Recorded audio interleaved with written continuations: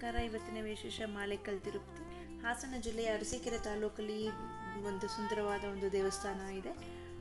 ಇಲ್ಲಿ ದೊಡ್ಡ ತಿರುಪತಿಗೆ ಹೋಗೋಕ್ಕಾಗಲ್ಲ, ನಮಗೆ ತಿಮ್ಮಪ್ಪನ ದರ್ಶನ ಪಡೆಯೋಕ್ಕಾಗಲ್ಲ ಅನ್ನೋರು ಈ ಸುತ್ತಮುತ್ತ ಇರೋರು, ಹಾಸನ ಜಿಲ್ಲೆ ಅಥವಾ ತುಮಕೂರು, ಶಿವಮೊಗ್ಗ ಎಲ್ರಿಗೂ ಇದು ಹತ್ತಿರ ಆಗುತ್ತೆ. ಇದು ಬೆಟ್ಟ ಕೂಡ ಇದೆ. ಸೊ 1,500 ಮೆಟ್ಲು ಅಂತ, ಸ್ವಲ್ಪ ಮೆಟ್ಲು ತುಂಬ ಕಡಿದಾಗಿದೆ ನೋಡಿ.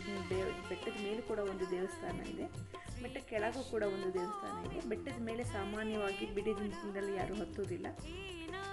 ಇಲ್ಲಿ ಬಂದು ನೀವು ತಿಮ್ಮಪ್ಪನ ದರ್ಶನ ನೀವು ಮಾಡ್ಕೊಂಡು ಹೋಗ್ಬೋದು. ದೇವಸ್ಥಾನ ಸುತ್ತ ತುಂಬ ದೊಡ್ಡದಾದ ಒಂದು ಅಂಗಳ ಇದೆ, ತುಂಬ ಚೆನ್ನಾಗಿದೆ ದೇವಸ್ಥಾನ.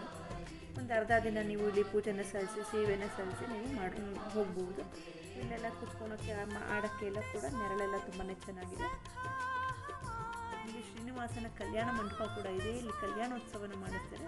ಯಾರಿಗೆ ಮದುವೆ ಆಗಿಲ್ಲ ಅಲ್ಲಿ ಬಂದು ನೀವು ಈ ಸೇವೆಯನ್ನು ಸಲ್ಲಿಸ್ಬೋದು. ಕಲ್ಯಾಣೋತ್ಸವ ಆದ ನಾನು 3 ರಿಂದ 6 ತಿಂಗಳೊಳಗೆ ಮದುವೆ ಆಗುತ್ತೆ ಅನ್ನೋದು ಒಂದು ನಂಬಿಕೆ. ಅಂಗಳ ಎಲ್ಲ ತುಂಬ ಚೆನ್ನಾಗಿದೆ. ದಯವಿಟ್ಟು ಇಲ್ಲಿ ಬಂದು ಒಂದ್ಸತಿ ಕಲ್ಯಾಣೋತ್ಸವನ ಮಾಡಿಸಿ, ತುಂಬಾ ಮಾಡಬೇಕಾದ್ರೆ ನೀವು ನೋಡ್ಕೋಬಹುದು, ತುಂಬ ಚೆನ್ನಾಗಿ ಮಾಡ್ತಾರೆ.